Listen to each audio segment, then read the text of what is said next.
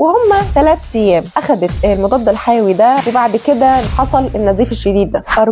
أرجوكم اوعوا تستهونوا بالتفاعلات اللي بتحصل ما بين الأدوية وبعضها، وما تبقوش عندكم أمراض مزمنة وماشيين على أدوية شهرية وتيجي تقولوا إيه مش مهم ده مسكن، مش مهم ده مضاد حيوي. القصة اللي هحكيها لكم النهاردة هتعرفكم قد إيه مهم جدا جدا قبل ما ندخل أي دواء جديد لجسمنا ضرورة استشارة الطبيب أو الصيدلي في الموضوع ده. من فترة جالي تليفون من جارتي وقالت لي الحقيني ماما بتنزف نزيف شديد من مناخيرها. طبعا قلت لها الإسعافات الأولية عشان نزيف الأنف، ولكن هي بتوصف لي إن النزيف شديد جدا وما بيقفش خالص. طبعا اتحركت معاهم وفي طريقنا للمستشفى عرفت إن هي كانت عاملة عملية تغيير صمامات في القلب، والدكتور ممشيها على دواء سيوله المادة الفعالة بتاعته اسمها وارفرين، وكانت ماشية عليه تمام وما كانش حصل لها أي حاجة، إلى أن من أسبوع كده حصل لها برد والدور تقل عليها. وطبعا صديقة من صديقاتها نصحتها وقالت لها ابدأي مضاد حيوي عشان تخفي بسرعة، وأخدت المضاد الحيوي. وهم 3 أيام أخدت المضاد الحيوي ده مع الأدوية بتاعتها، وبعد كده للأسف حصل النزيف الشديد ده. طبعا لما قالت لي اسم المضاد الحيوي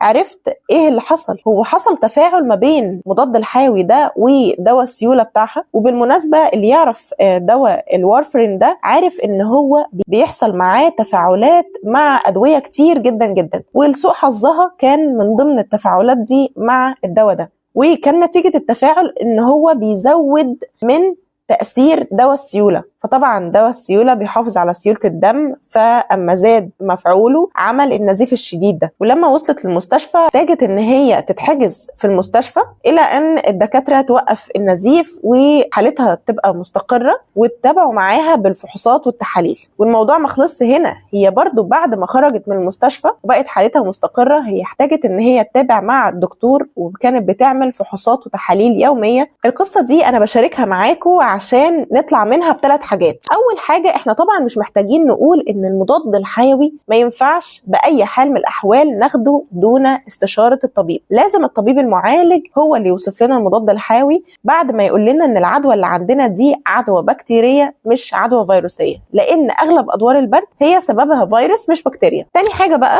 مهم جدا جدا، لو مريض وعندك امراض مزمنه وماشي على ادويه شهريه ارجوك بلاش تدخل اي دواء جديد عليك قبل استشاره الطبيب المعالج او استشارة الصيدلي عشان نتلاشى اي تفاعلات ممكن تحصل ما بين الادوية دي وبعضها. ثالث حاجة، لو انت مريض امراض مزمنة وبتاخد ادوية كتيرة فمهم جدا جدا انك تستشير الطبيب او الصيدلي في ترتيب مواعيد الادوية عشان تتلاشى اي تفاعل ممكن يحصل ما بين الادوية وبعضها. حتى لو في تفاعل ممكن يحصل ما بين الادوية وبعضها نعرف ازاي نتجنب. ما تنساش تعمل لايك وشير عشان تفيد غيرك، وتنساش الفولو عشان يوصل لك كل جديد. ودمتم في احسن حال وصحة وراحة بال.